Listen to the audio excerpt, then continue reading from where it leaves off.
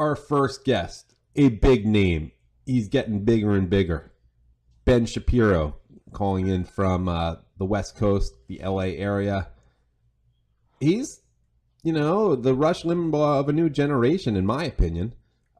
I see so many teenagers listening to his podcasts. He's got something going on, and he's fearless. He reminds me, remember that video a few years ago of the honey badger? The honey badger don't give a... he just does what he thinks is right. He just does what he wants.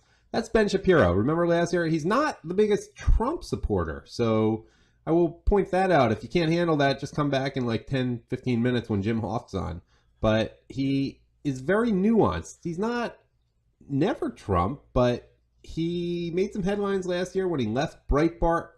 And he... has his reservations, but he's very fair about it, and he backs up his opinions. Look, the guy's a star. The guy's got it. He's so smart. You get so much information from his podcasts at the Daily Wire, and it's just a real honor to have him as our first guest. I mean, it brings us a lot of credibility, and it brings Shark Nation Radio, some energy to have him as our very first guest. Knowing him, I probably won't even have to talk that much because he has a lot to say, and he says it very well and eloquently and very informatively. So it's a real honor to bring on Ben Shapiro. Ben, thank you so much for joining me. Let's get right to the point. If people did not hear your podcast last Monday, where you did a great summary of this, what is your assessment of President Trump's first 100 days in office? Well, I think that it's difficult to sum up President Trump in one grade. So I normally grade him week by week along three different lines. I grade him along the lines of policy, along the lines of rhetoric, and along the lines of rhetoric that impacts policy. Here's the reality in terms of what he's done for his first 100 days. First of all, the 100 days is a silly measure, but what the 100 days does tell you is sort of the direction of a presidency. Trump himself is now acknowledging that he's in over his head, and it appears that he doesn't have a whole lot of wherewithal to get done what he wants to get done. So most of the stuff that he's done that's been good, he's been able to do through executive order. But his two biggest executive orders, namely the Sanctuary Cities executive order and the travel ban executive order, have both been held up in the court. So those haven't been truly effective. He's gotten no major legislation through Congress. He has one huge win. Obviously, Neil Gorsuch is a very, very big win. And that win is just as much on Mitch McConnell and conservatives who forced Trump's hand as it is on Trump. But Trump obviously gets the credit for that, so good for him. But as far as other sort of elements of policy, using the congressional, using the CRA, the Congressional Records Act or Congressional Reversal Act, to strike down some of Obama's regulations is good, but not supremely important. On foreign policy, he's building up the military again, or at least attempting to, but he hasn't fundamentally shifted any of Obama's policies on foreign policy, including the Iran deal. He's been much kinder to Israel than Obama was, but a lot of that is rhetoric. Right, exactly. A lot of that is rhetoric, so we'll see how that plays in terms of policy. I would say that if you're measuring him against the ghost of Hillary Clinton, he's wonderful, because anyone would be great against the ghost of Hillary Clinton. If you're measuring him against what a Republican president with a Republican Congress ought to be doing, you'd have to say that he's pretty disappointing. I mean, the failures on Trump Care, failure to build the wall, these are just obvious examples of the fact that Trump is really not supremely competent at this job. And that means that, there's a good shot that the best possible solution here would be for him to leave things to McConnell and Ryan, let them pass some legislation, send it to him, and stay out of the way. He needs to stay out of his own way. He's gotten himself in trouble multiple times here just by saying silly things and then being stuck with everybody else defending him. There may be an element of him needing more time to grow into the job than other career politician presidents, but I want to emphasize 2 points you made in your podcast at the Daily Wire last Monday when your theme was President Trump's first 100 days, just because they stuck with me, and I thought you put it very concisely and well. You emphasized that executive orders have their limits. They can only do so much, and presidents ultimately are judged on their legislation, and I just was hoping you could elaborate a little bit more on the great points you made there. Yeah, that's exactly right. I mean, the fact is that there's no president of the United States who's ever really shifted policy dramatically through executive order. Probably the most effective executive order that I've seen in my lifetime was DACA, the Deferred Action on Childhood Arrivals program. And the only reason that's effective is because Congress didn't want to do anything to stop DACA, and Trump clearly doesn't want to do anything to stop DACA. He could reverse DACA right now, but he's not going to. So, but the fact is that if you look at presidencies are largely marked in terms of historic impact by foreign policy decisions and by legislation that they've helped craft, and also by shifting the nature of the American debate. So Obama shifted foreign policy in a really negative way. He's a very impactful president. Whenever you think of Obama, and I think that he was awful, he's a very impactful president. He shifted foreign policy by removing America from the world stage. He shifted domestic policy with pieces of legislation like Obamacare and the stimulus package and the auto bailouts. And and in terms of vision for the country, he polarized America along racial lines, sexual orientation lines, and then used that to his advantage. Trump, I'm not sure, has done any of these things. So on foreign policy, he fired a few missiles into Syria. That is not a foreign policy. I'm glad he did it, but you actually need a foreign policy. When it comes to legislative accomplishments, we've seen nothing so far, obviously. And when it comes to shifting his vision for the country, a new vision for the country, I actually think he's still playing in the same sandbox that Obama created, this polarized, political, racialized environment where he's appealing to a particular group while ignoring the rest of the country. And I don't think that that's particularly good politics. I don't think it's good for the country. I don't think it's a unifying vision for the country. So, right now, put aside, politically, I agree with him 70% of the time on his policies. Put that aside, in terms of him being effective or an important president or an impactful president, you'd have to say no. Well, what advice would you give him if he decided he was going to listen to Ben Shapiro? What would you pull him aside and say if you had like a minute with him? The elevator test. I mean, what I would say is you've appointed some really good people. Let them do their jobs. Stay out of their way, and please go golfing every day. That's what I would say, because I don't think he's going to change to the point where he's actually going to be – his most effective weapon is the fact that he can garner attention very, very easily. But the problem is that I don't trust him to actually use that attention in ways that are positive more than 50% of the time, and that's not great. I mean, you actually need a president who's going to be on message. Remember that for the first 100 days, Ronald Reagan hammered the idea that he was going to lower taxes, why it was important to lower taxes, why small government was bad. For the first 100 days, every time Trump steps to a microphone, you don't know whether you're going to get a lecture on why he actually won the popular vote or why he was wiretapped by Obama personally or any of the rest of this stuff, or whether he's actually going to say something smart. So the best option, I think, at this point would be to remove Trump from the equation and let his people do their jobs. That'd probably be his best move. You say go golfing. Obviously, you're joking a little bit there. But do you think that what he did last night in Harrisburg, for example, is helpful, or has it jumped the shark a little bit? Not to bring up shark, even though we are Shark Nation Radio. I may throw that expression around a little bit. But do you think it's effective? And I have to mention that also because I sort of made my name doing the pregame shows before Trump rallies for RSBN. Is it adding any value at this point for him to do these types of rallies? I mean, I think they are good for two reasons. One is I think that last night's was a particularly good one because it was going up against the White House Correspondents' Dinner. Sure. So I thought that was wonderful trolling, and the White House Correspondents' Dinner is a sham and a ridiculous thing, and so I think that it was good that he did that. As far as the other effect that's good, I think that Trump is a guy who responds to applause. So what I would hope is that he would say conservative things, people would applaud, and then he would do conservative things. My problem with some of the rallies is that he's just repeating old campaign slogans for the applause, and then it's not actually impacting his policy in any real way. He could, I mean, at some of these rallies, he could just go there and say, my new version of Trump care is nationalized health care, and people would cheer because they're there to cheer him. So that's not a great thing. You mentioned Israel before, and it's a subject both dear to both your and my hearts. We're both try to be observant Jews.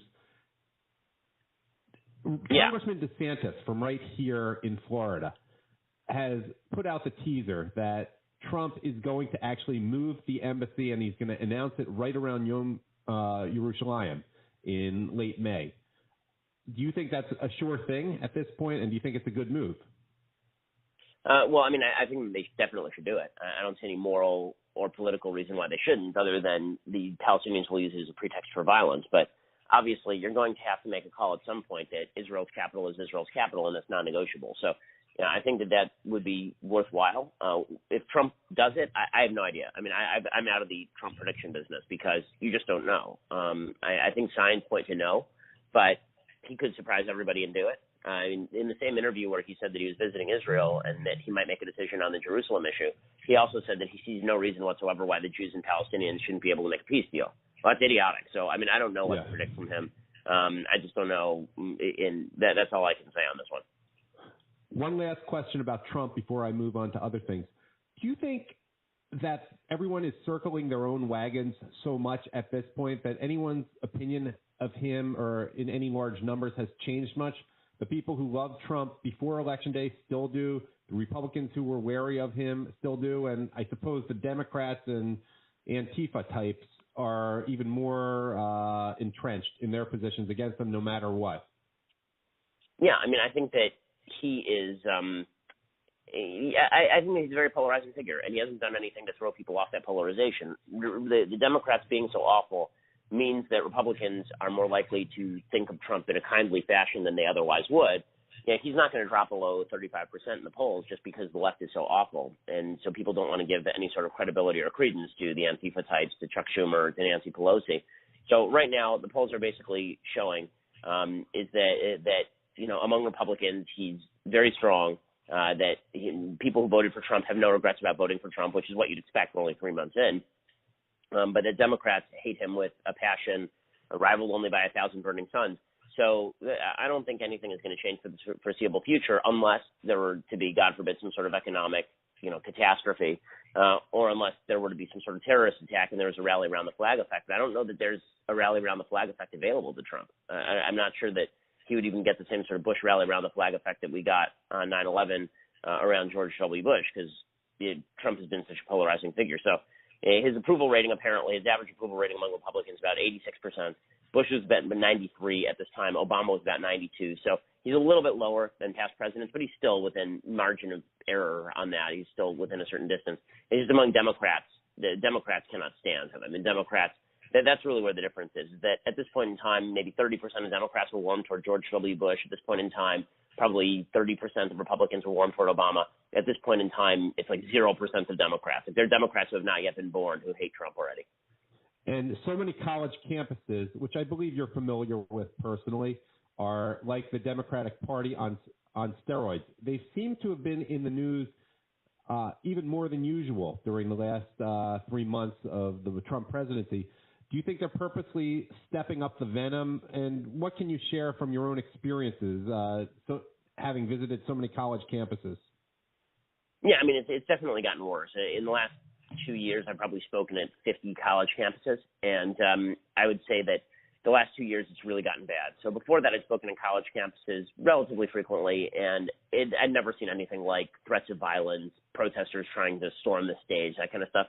And now you get it on a relatively regular basis. I don't want to say that it's happening on every campus or even the majority of campuses, but every so often, I'd say once every 6 or 7 speeches, there's some event where protesters try to take over the stage, or there's a near riot like there was at Cal State Los Angeles when I spoke there, or at Penn State where people are pounding on the doors and shouting and trying to get in, and we've had to lock the doors. I mean, that sort of stuff has become more frequent, and I think a lot of that is due to this polarized political climate that was brought about by Obama that suggests also that your status as a member of a particular identity group confers virtue upon you, and if somebody disagrees with you, then they are attacking your identity, and an attack on your identity is essentially an attack that is violent in nature and can be fought with violence. And so the left has started equating words and violence.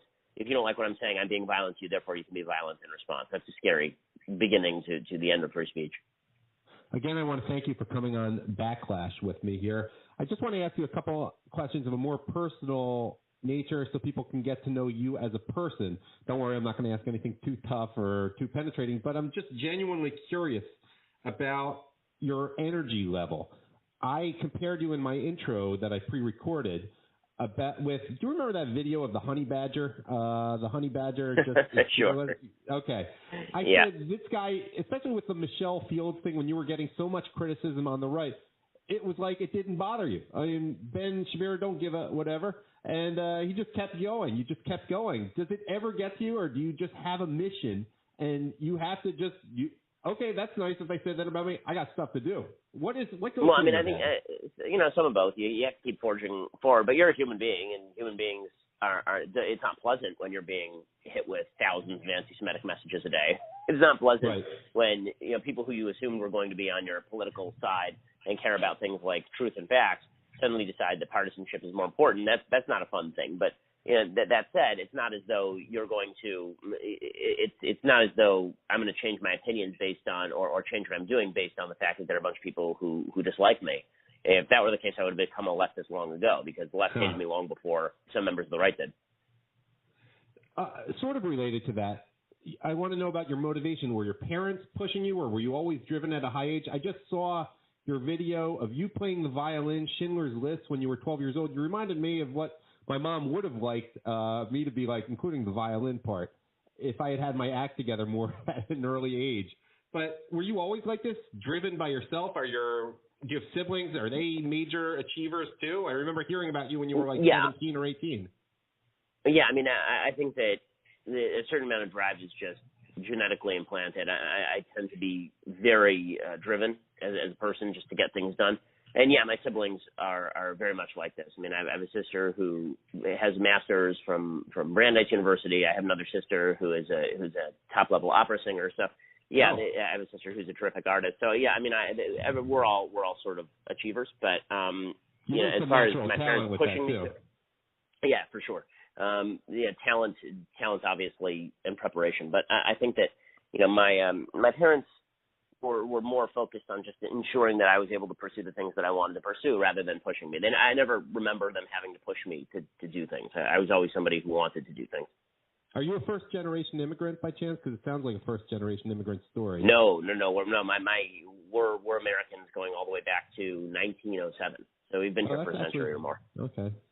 So typical Ashkenazi Jewish situation. I know your wife is Sephardic, but yeah. My wife's a first-generation immigrant, but my parents not.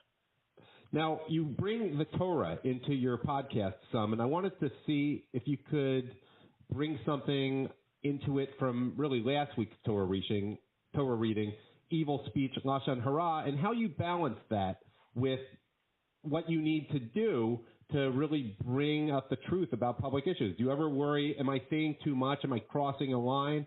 Because I shouldn't speak Lashon Hara, but I have to speak out on these things. I'm curious. I won't wrestle with that myself.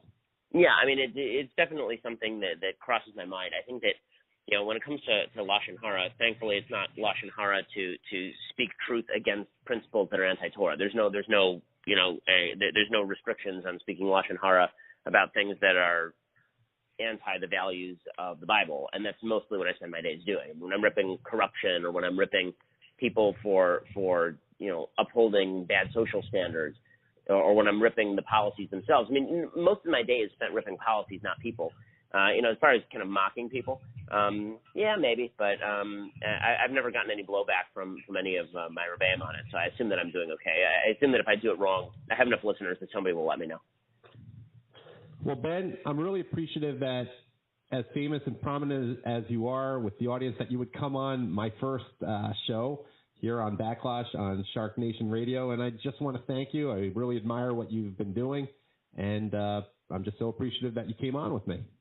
Happy 100 Thanks so much. days I appreciate it.